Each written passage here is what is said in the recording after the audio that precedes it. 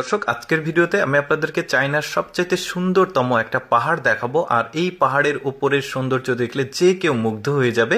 যে কারণে দেখতে পাচ্ছেন এখানে প্রচুর পরিমাণে পর্যটক এসেছে পাহাড়ের উপরে ওঠার জন্য।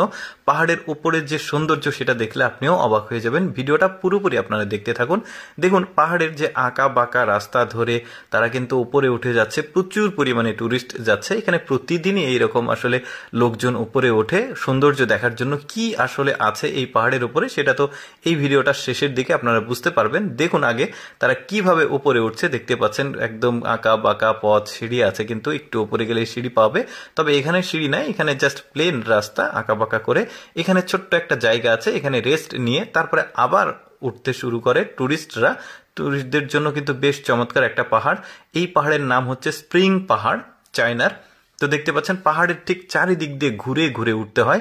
এখানে প্রথম ভিউ পয়েন্ট দেখুন, এখান থেকে কিছুটা মনোমুগ্ধকর সৌন্দর্য, প্রাকৃতিক সৌন্দর্য উপভোগ করা যায়। আপনারা এখন বুঝতে পারছেন এখানে কেন এত কষ্ট করে উঠে আসছে। এটা কিন্তু মূল পয়েন্ট না, মূল পয়েন্ট আছে আরো উপরে।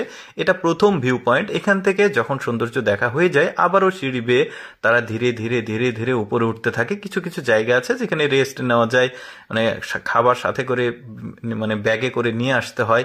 নিয়ে এসে খেয়ে মানে একটু করে খেয়ে পানি খেয়ে আবার উপরে উঠতে হয়। এই যে এটা একটা সেকেন্ড ভিউ পয়েন্ট, এটা দেখা শেষ। এখন এটা যখন দেখা শেষ হয়ে যাবে তখন আবারও এই যে একদম পাহাড়ের কিনারা ঘেঁষে কিন্তু এই রাস্তাটা আছে, সিঁড়ি বেয়ে বেয়ে বেয়ে বেয়ে তাদের উপরে উঠতে হয়। এখানে এসে একটু গাছ গছালে বেশি, যে কারণে আসলে এর ভেতরে দেখা যাচ্ছে না। তবে এখানে রাস্তা আছে, এই যে দেখতে পাচ্ছেন একটু একটু করে দেখা যাচ্ছে।